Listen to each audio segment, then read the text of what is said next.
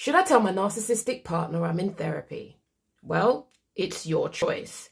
However, understand that you are entitled to a private life. And should you choose to tell them that you're in therapy, no problem.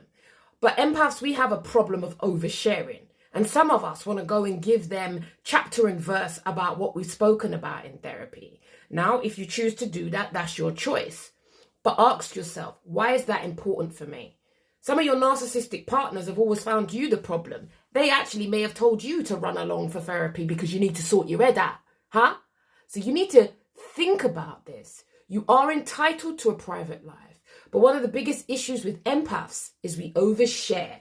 And we're not great at discerning who we should give information to. So if you're an oversharer, this is especially important to you. You are entitled to a private life. Any questions, ask your girl Key.